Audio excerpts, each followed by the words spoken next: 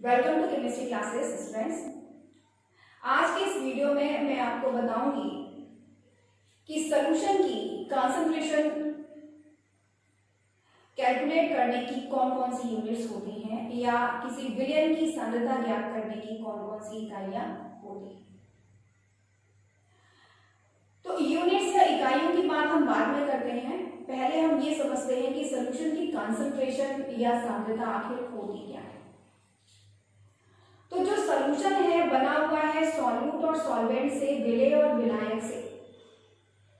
तो उस सॉल्यूशन की निश्चित अमाउंट में कितना सॉल्यूट सब्सटेंस डिसॉल्व है, यही ज्ञात करना कहलाएगा उसका कंसंट्रेशन। यानी एक विलयन की निश्चित मात्रा में विलेय पदार्थ की कितनी मात्रा घुली हुई है, यही कहलाती है उसकी सांद्रता। तो कोई भी सॉल्यूशन है उसकी कंसंट्रेशन या सांद्रता डिफरेंट टाइप से डिफरेंट यूनिट्स में निकाली जाती है। तो ये यूनिट्स कौन कौन सी हो सकती हैं समझिएगा। ये यूनिट्स हो सकती हैं नंबर 1 मास परसेंटेज,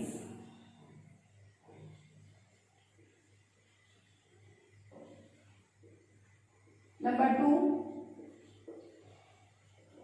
वॉल्यूम परसेंटेज, नंबर 3 ग्राम per litre, number 4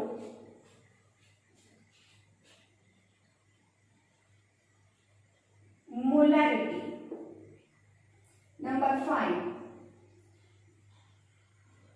normality. Molarity को डिनोट किया जाता है कैपिटल एम से, नॉर्मेलिटी को डिनोट करते हैं कैपिटल एन से। नंबर 6 मोलैरिटी, इसको डिनोट करते हैं स्मॉल एम से। एंड नंबर 7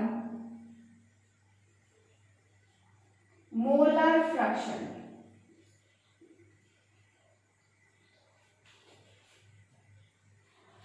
मास परसेंटेज को हिंदी में कहते हैं द्रव्यमान प्रतिशत।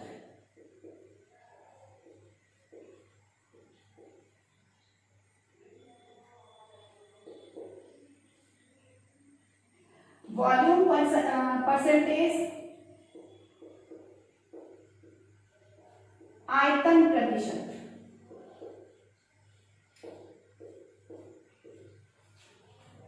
ग्राम पर लीटर, ग्राम प्रति लीटर सांद्रता। मोलरता, नॉर्मेलिटी को कहते हैं नॉर्मलता, मोलैरिटी को कहते हैं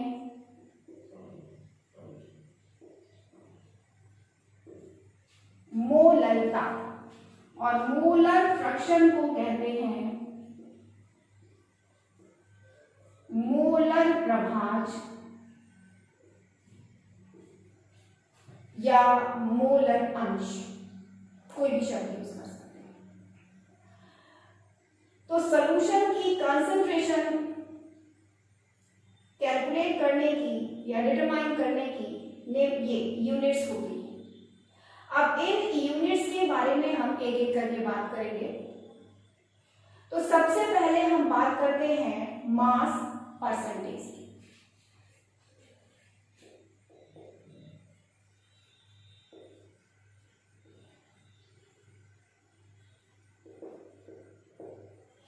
मास परसेंटेज क्या है तो समझिएगा। Mass percentage is defined as amount of solute substance in gram in 100 gram of solution, यानी कि 100 ग्राम विलयन में विलेय पदार्थ की ग्राम में मात्रा कहलाती है उस विलयन का मास परसेंटेज या द्रव्यमान प्रतिशत। अब इसके लिए जो फॉर्मूला यूज होता है तो वो क्या है? तो मास परसेंटेज इक्वल होता है mass of solute in gram upon mass of solution in gram, और यहां मल्टीप्लाइड बाय 100। फिर से समझिएगा, mass percentage equal mass of solute in gram into 100 upon mass of solution in gram, या हिंदी में हम कहें तो द्रव्यमान प्रतिशत इक्वल होगा विलेय का द्रव्यमान ग्राम में अपॉन विलायक का द्रव्यमान ग्राम में इंटू 100। ये फॉर्मूला है मास परसेंटेज या आयतन प्रतिशत का। अब जैसे समझिएगा एक एग्जांपल से कि एक सॉल्यूशन है NaCl का और 10% है, 10% सॉल्यूशन है NaCl का, और वो कैसा है? मास परसेंटेज में है। मास परसेंटेज को W/W से शो करते हैं, यानी कि दोनों का मास है, वेट/वेट, वेट/वेट। तो 10% सॉल्यूशन NaCl का मतलब ये है कि यहां पर NaCl का 100 ग्राम सॉल्यूशन है, जिसमें 10 ग्राम NaCl है। अब समझिए ये 100 ग्राम जो सॉल्यूशन है ये कंप्लीट सॉल्यूशन है जिसमें NaCl भी है। तो दूसरी भाषा में हम ये कह सकते हैं यहाँ पर कि 100 ग्राम जब कंप्लीट सॉल्यूशन है जिसमें 10 ग्राम NaCl है, और सॉल्यूशन हमेशा बनेगा किस में? NaCl और वाटर में। तो हम यहां पर कह सकते हैं कि जब NaCl है यहां पर 10 ग्राम, तो वाटर यहां पर होगा 90 ग्राम, तब जाकर 100 ग्राम सॉल्यूशन बनेगा। तो 10% NaCl का जो सॉल्यूशन है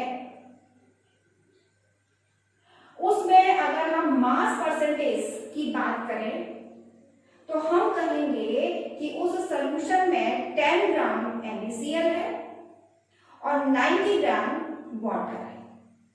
तो उस कंडीशन में इन दोनों से मिलकर 100 ग्राम सॉल्यूशन बन गया, और उस 100 ग्राम सॉल्यूशन में क्योंकि NaCl है 10 ग्राम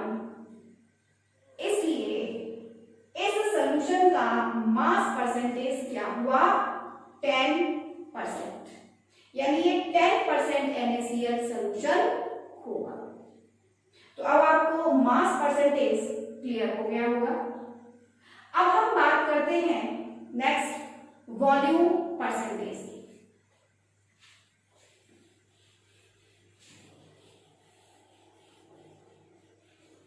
वॉल्यूम परसेंटेज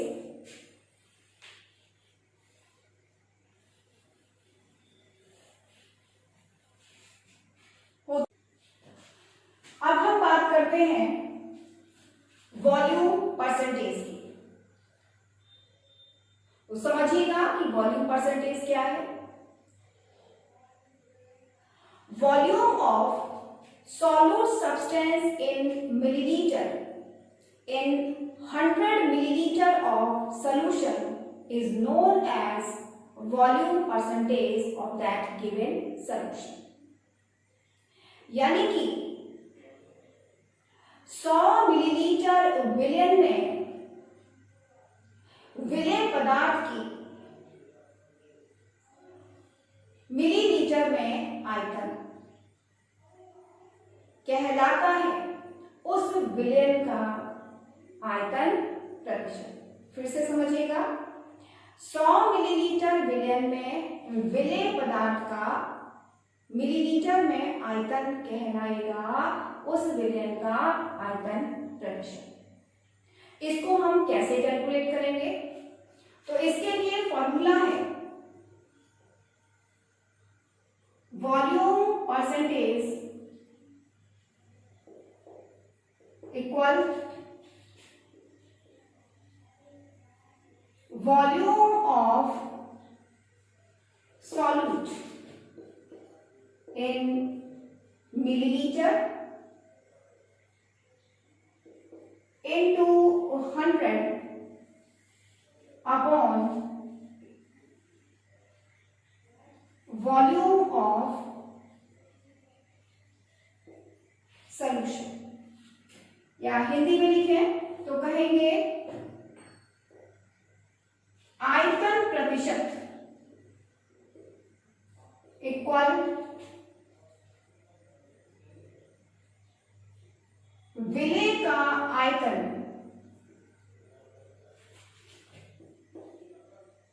मिलीलीटर में अपॉन विलय का आयतन मिलीलीटर में इनटू 100 अपॉन विलयन का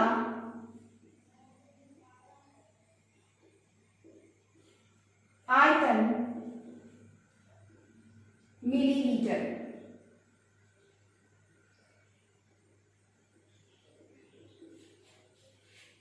ये हो गया। अब जैसे हम इसका एग्जांपल लेकर एक बात करते हैं कि एक HCl का डाइल्यूट सॉल्यूशन है जिसमें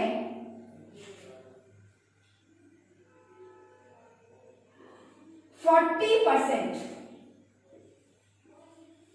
HCl है, यानी कि HCl सॉल्यूशन की कॉन्सेंट्रेशन है वॉल्यूम परसेंटेज में 40%।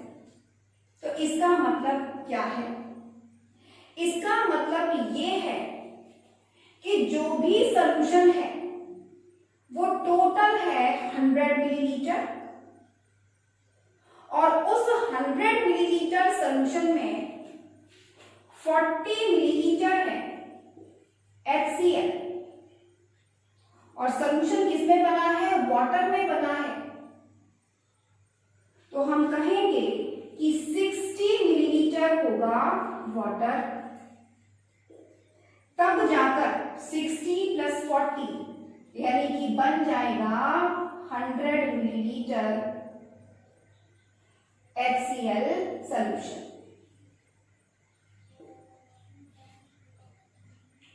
अब क्योंकि इस 100 मिलीलीटर HCl सॉल्यूशन में HCl का प्योर HCl का आयतन है, वॉल्यूम है 40 मिलीलीटर, इसलिए इस सॉल्यूशन का वॉल्यूम परसेंटेज होगा 40%। अब आपको ये भी क्लियर हो गया होगा और डिफरेंस समझ में आ गया होगा किसमें, मास परसेंटेज और वॉल्यूम परसेंटेज में। अब हम बात करते हैं ग्राम पर लीटर कंसंट्रेशन या ग्राम प्रति लीटर सांद्रता की। तो ग्राम प्रति लीटर सांद्रता या ग्राम पर लीटर कंसंट्रेशन क्या होती है, समझिएगा। Amount of solute substance in gram in 1 liter solution is known as gram per liter concentration of that solution। यानी कि किसी विलयन के 1 लीटर में विलयन पदार्थ की ग्राम में मात्रा उस विलयन की ग्राम प्रति लीटर सांद्रता कहलाती है। यानी कि 1 लीटर विलयन में विलय पदार्थ का जितने ग्राम घुला होगा वो ही उसकी ग्राम प्रति लीटर सांद्रता होगी। तो ग्राम पर लीटर कंसंट्रेशन निकालने के लिए क्या फॉर्मूला होगा, समझिएगा।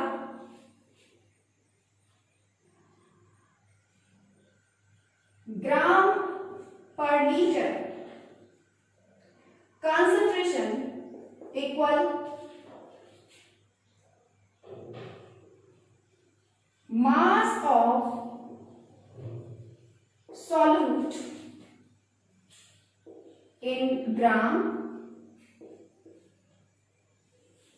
Upon volume of solution in litre. या हिंदी में हम कहें तो ग्राम प्रति लीटर सांद्रता इक्वल होगा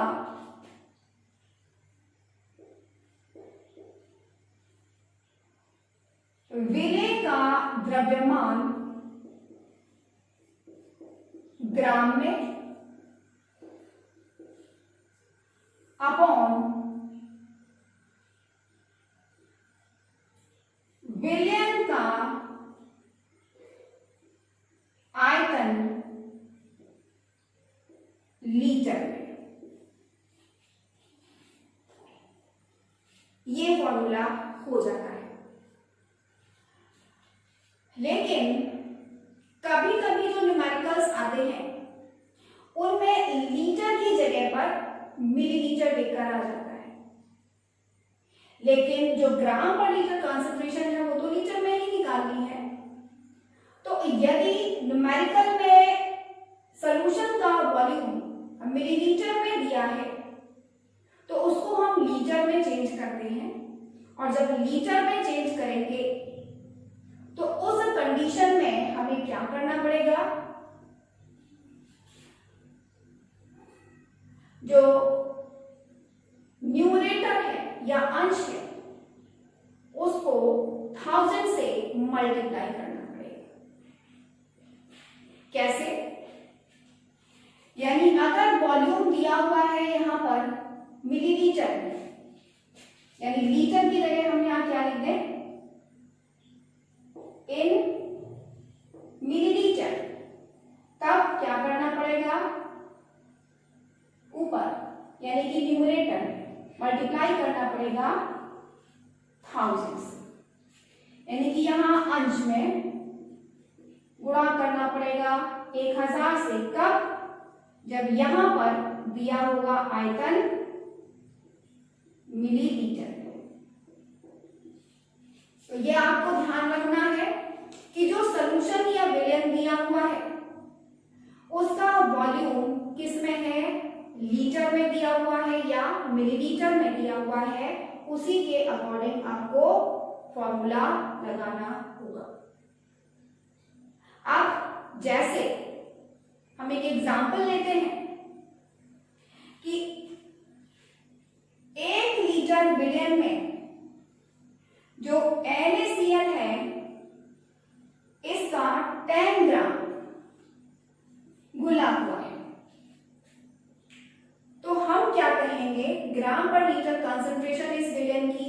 सोल्यूशन की क्या होगी, तब इस सोल्यूशन की ग्राम पर लीटर कंसंट्रेशन होगी 10 ग्राम पर लीटर, 10 ग्राम पर लीटर। इसी तरह से यदि दिया गया है कि 2 लीटर में NaCl का 10 ग्राम डिसॉल्व है, तो इस सॉल्यूशन की ग्राम पर लीटर कंसंट्रेशन क्या होगी। हम ये फॉर्मूला लगा दें लीटर वाला, क्योंकि लीटर में दिया हुआ है, यहां पर बस 1000 से मल्टीप्लाई नहीं करना। तो उस कंडीशन में सॉल्यूट का मास कितना है 10, मास of solute in gram 10 upon volume of solution कितना है 2 अपॉन 2 यानी कि 5, यानी कि आ जाएगा 5 ग्राम पर लीटर। तो ऐसे सॉल्यूशन की ग्राम पर लीटर कंसंट्रेशन होगी 5 ग्राम पर लीटर। तो अब आपको यहां समझ में आ गया होगा कि ग्राम पर लीटर कंसंट्रेशन क्या है, यानी 1 लीटर सॉल्यूशन में सॉल्यूट सब्सटेंस का कितने ग्राम घुला हुआ है, डिसॉल्व है, वही अमाउंट कहलाता है ग्राम पर लीटर कंसंट्रेशन। तो अब आपको ये तीनों समझ में आ गए होंगे, mass percentage, volume percentage and gram per litre concentration. तो आज के वीडियो में बस इतना ही। नेक्स्ट वीडियो में हम बात करेंगे मोलैरिटी, नॉर्मेलिटी, मोलैरिटी और मोलर फ्रैक्शन के बारे में। Thank you.